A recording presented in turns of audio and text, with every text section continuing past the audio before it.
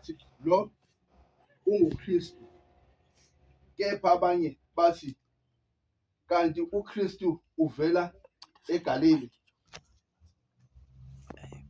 uJesu ukhiphe istatement esisodwa sokuthi ume khona owomile akeze kimi. Yes. Amen. Uyambona umzalwane ongagxilile nongafuni uku-understanda ukuthatha into ephuma emazwini neshiwo emazwini. Okay. Konke eshiwo mala efunda Jesus. izwi likaNkulunkulu. Yeah. Wathi kunendoda eyabopha umntwana yambeka phezu kwenkuni Jesus. ngoba ilalele Hey, God. izwi Jesus. likaNkulunkulu, ayilidawuthanga Yeah. izwi likaNkulunkulu, ayilisolanga izwi likaNkulunkulu, kodwa ngenxa yokuthi uNkulunkulu uNkulunkulu othembekile, Jesus. uNkulunkulu Yeah. omile emazwini akhe, Yes. yavela impendulo ngoba ubonakala ehlalile emazwini kaNkulunkulu. Jesus. La ngenhla ababuki ukoma. Uverse 45, 44 babuka ukuthi kanti lo Kristo ungubani. Amen. Amen. Bathi kuverse 42, awusho yini umbhalo uKristu uvela enzalweni kaDavide naseBhabhiloni, amazwi lapho ayakhona uDavide na. Angithi abona ukuthi still abasibamba istatement sikaJesu sokuthi ukhona yini omile. Yes. Bahlola yena uJesu.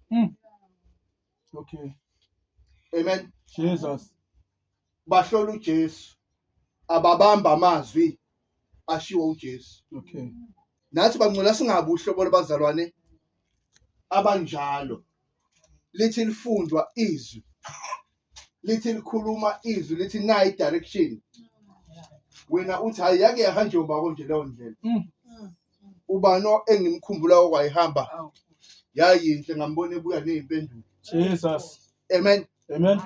Uma namhlanje lithi izwi lenkosi ume khona omleyo, ukoma bangcwele lisho izinkinga zakho. Jesus. Yeah. Whatever any problem onayo, Yes.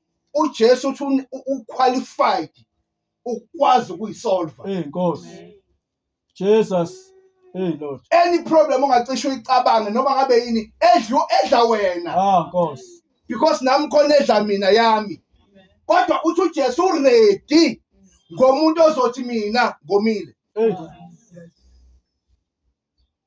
Abanye baphamisile bathi ngomelizwe, Jesus. kodwa mase kuthiwa kuyezwini kufunda izwi, ayakalifuni umuntu izwi. Jesus. Mangase nje kuthiwa imali umsenzo la ekhaya sesiyasikala istudy sezwi lenkosi, sithi ngosolo ukuthi kuzoba istudy, kuhlale phansi kubuke izwi. Yazi ngazi iphele lo nkosi ingenziwa ngakusaqhubeka,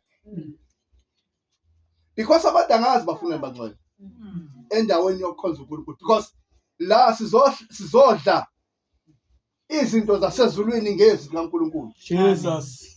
Yeah. Khona owaze wathi yazi ngendlela abantu abangalifuni ngayo izwi, ngisho kuthiwa iBhayibheli alikho esontweni, abantu kodwa bengaqhubeka bekhonza.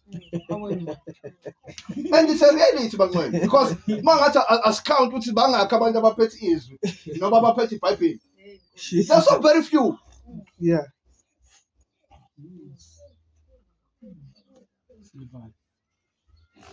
Mase ngibuza khona akekho la kuthini bamsase kokhulile ongakazi abamba into yokusebenza. Yeah. Definitely sure khona angeke ukuthi hayi mina mhlawumbe kule nsukwana ngithe uxakeka, yes uxakekile, but uke wasebenza. Noba uke wayithola imali. Amen. Kodwa zibuka ukuthi izinto zenzayo ngesikhathi uthola imali iziphi, ziyalithinta yini into ehlangene nezwi likaNkulunkulu. But sithi sifuna into zikaNkulunkulu. Jesus. Bangcwele angifuni isikholwe impilo yokuzibambezela noma ukusikhohlisa. If usinqalela uNkulunkulu asibe ready ngokunqalela uNkulunkulu, senze into eshow izwi likaNkulunkulu. Jesus. If ungakabi ready hlale ekhaya.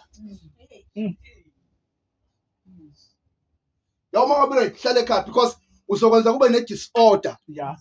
Yabantu abafuna into zikaNkulunkulu Jesus. bese ukhuluma another language, because nala abanye uJesu ekhuluma bakhuluma nala language